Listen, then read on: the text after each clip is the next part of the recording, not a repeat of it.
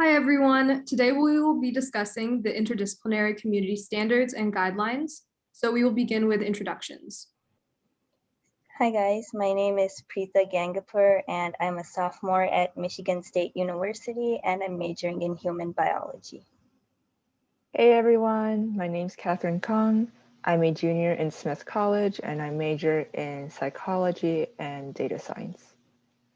Hi guys, my name's Jack Barron. I'm a senior at Ohio State studying criminology and city and regional planning. Hi, everyone. My name is Autumn Becker. My pronouns are she, her, and I am a third-year public health major at Cal Poly San Luis Obispo.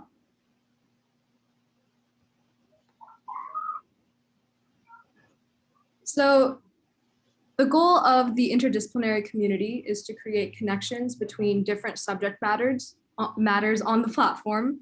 So understanding how different disciplines are linked can help us to more fully understand a topic.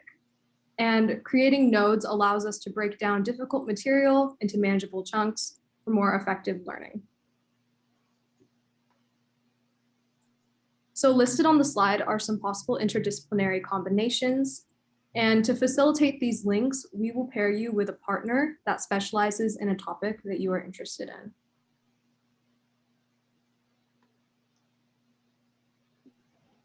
So 1Cademy is related to the interdisciplinary community in multiple ways. So first we have the progressive differentiation of concepts on 1Cademy.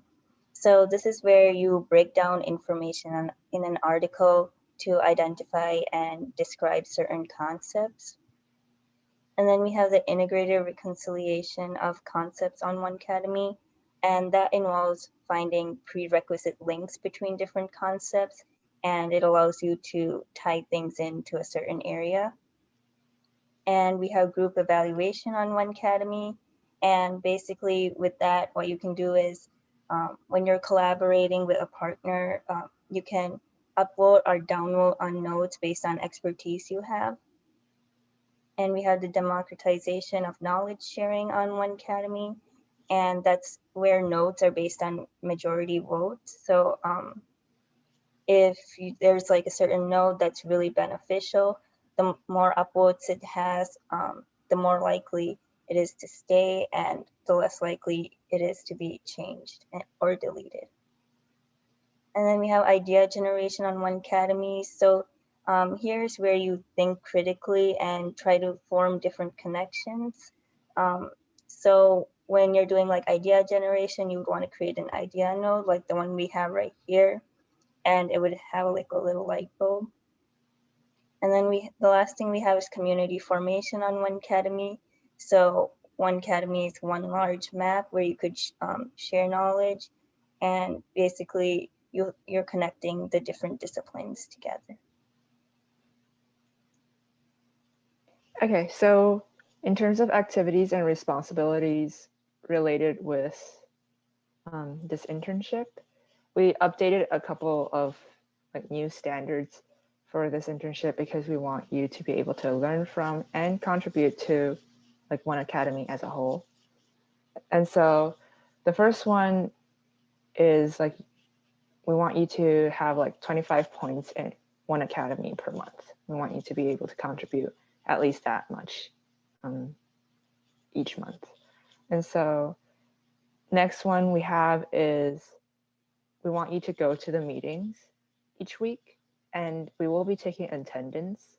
So that will be further clarified later on. And then when you go to the meetings, we want you to be presenting. We want you to tell us what you've been learning. So we need you to present once in next 3 consecutive weeks after previous presentation, so that your presentations aren't too sparse for us to notice.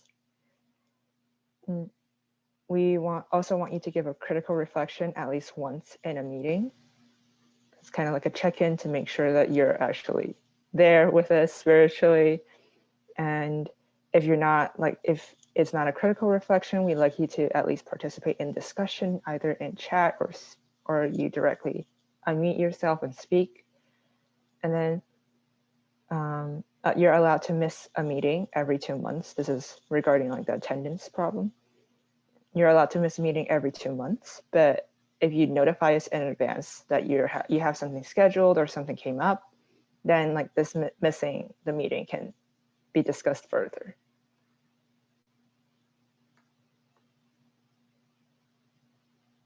So now we're going to transition into talking about the Teams channel.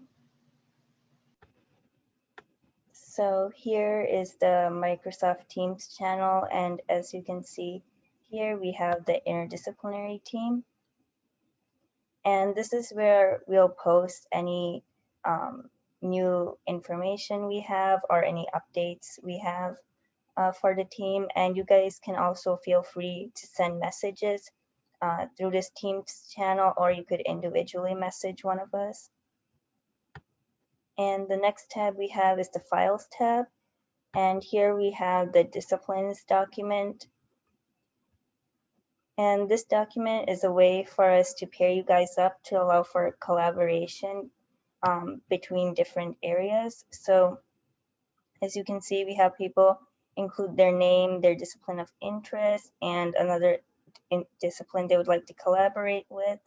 So here we have a person who's interested in psychology, but would like to work with someone in sociology. And then here we have the opposite, someone's interested in sociology, but would like to collaborate with someone in the psychology field.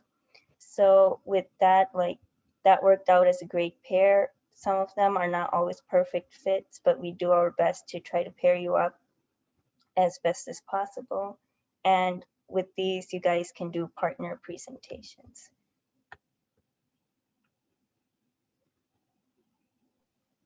So yeah, going off the idea of the presentations, as you can see, there's a presenter sign-up sheet. As was already mentioned by Catherine, Pritha, and Autumn, one of the goals of this internship is to make connections across disciplines. So we'll have these weekly presentations every Monday from 8 to 9 p.m. EST. Ideally before the meetings, and you should before every meeting, sign up with your name, the type of source you're using, the title of the source, and the number of nodes you are presenting. Make sure to include your partner as well. Then you will go to the next page, which is the date of your sign up. And you will insert your name and your partner's again, and try and do it every, again, like 3 to 4 weeks, so you meet your requirements. During these presentations, besides these 3 to 4 meetings, we will have people, us four, giving announcements about anything related to the internship, as well as then during the meetings, you will have time either while someone's presenting, you can give your critical feedback as Catherine was discussing. You can mention how it relates to your major, your interests. You can ask questions. Maybe something doesn't make sense. You can be like, can you explain this some more? You can give feedback on their node choices or ask them to elaborate on when they remake them. There's many different ways to participate, as well as at the end of each presentation, there will be some time where you can talk about your thoughts and do any of those things again. So the last tab we have is the papers tab. And here's where you'll add any article or source you're using to add nodes onto 1Cademy.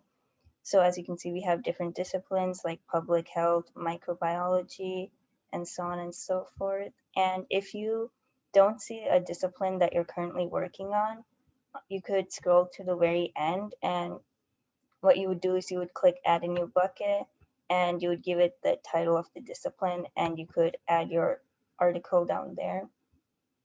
So to add an article, I'm gonna add one to the physiology bucket. So I'm gonna click add task. And when you enter the task name, that would be the title of the article. So here I have an article that talks about the association between high serum total cortisol concentrations and COVID-19 mortality. So what I would do is I would copy this title, and then I would paste it here, and then you would assign it to yourself. And if you're doing partner presentations, you would also assign it to another person. So to do that, let's say I was working with Catherine on this article as well, I would add her name. So I would search up her last name and it would come up here. And then you would click add task. And then in order to add the attachment, you would click on that once again. And here you have add attachment. And you could add either a file or a link. And I'm going to do a link for now. And then I would go back here, copy the link, and then paste it over here and click save. So that way other people who want to view this article can have easy access to it. And that's all we have for the interdisciplinary community. Thank you.